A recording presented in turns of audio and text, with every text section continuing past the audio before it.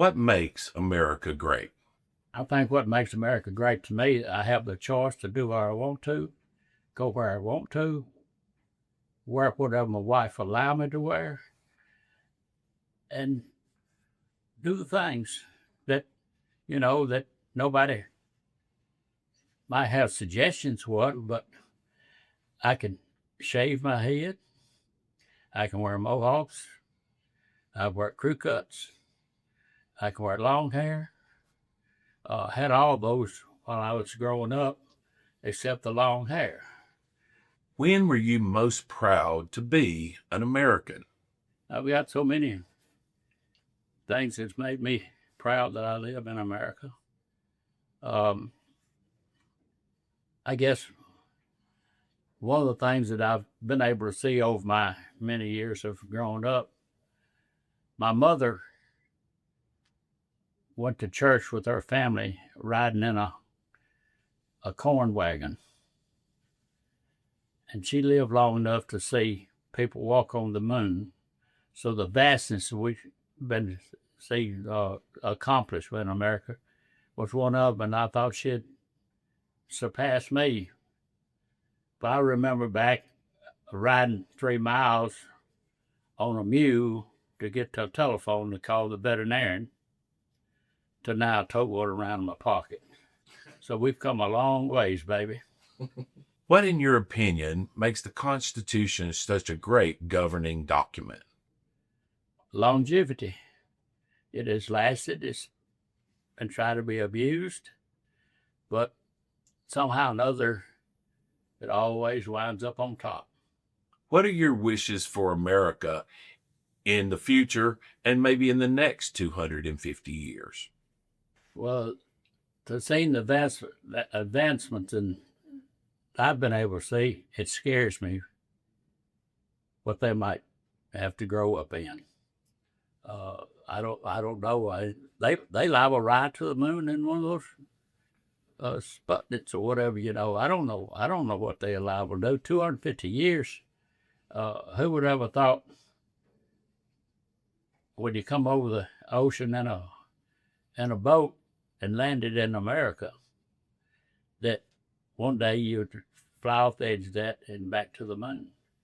Nobody could have forecast that.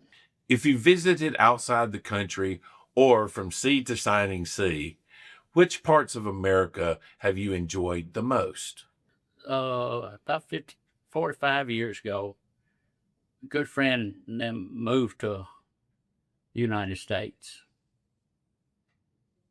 And he got here and he said, let's go to California. So I went with him and we got out there and was able to see Mount Rushmore. And that was a fabulous sight for a country boy.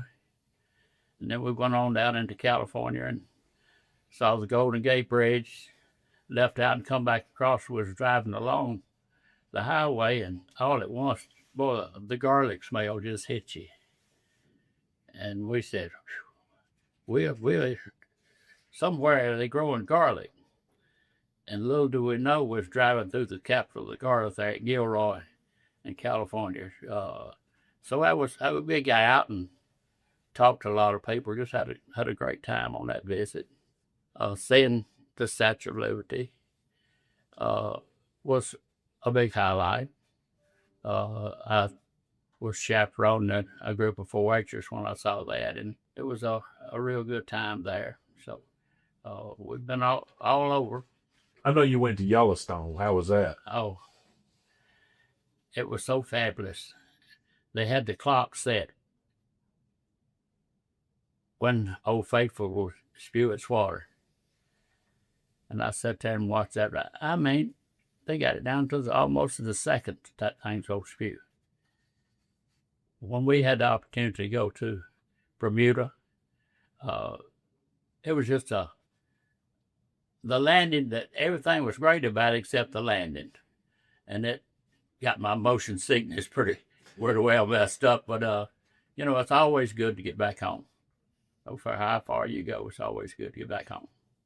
What parts of history have you directly observed or participated in? I was having a parade here in Shelbyville, and I got to walk around the square, down and out to the celebration ground. I couldn't do that today, but I was accompanying Al Gore, and I thought that was pretty fabulous of somebody that grew up in a small town, graduating from a high school class of 17, 66 years ago, by the way.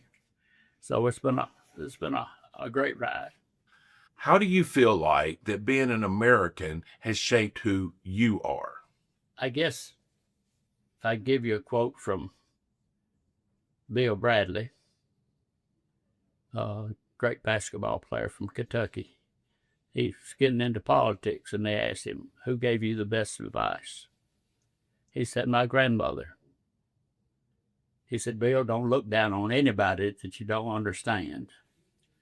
And I've sat around and I see lots of people with lots of tattoos, lots of people with lots of earrings, lots of people with gauged ears. I don't understand it all, but I respect them all. So that's what it's done to me. I use my favorite quote at church is, if as much lies in you, live peacefully with all mankind. And now back in the early years, I hadn't found that verse yet, but Being an American has often been described as a shared commitment. What does that shared commitment look like? well, I just got the Tennessee magazine, and it was showing them operate on the chimpanzee from the Knoxville Zoo. And this was a shared commitment between the University Veterinary School and the University Medical School. What a great collaboration they had between the two schools that helped the chimpanzee to be able to live a productive life. Neither one of them could have done it by themselves. And I think that's where America is. Nobody's got the secret, but I think if we shared our views and shared our commitment, America could be great again.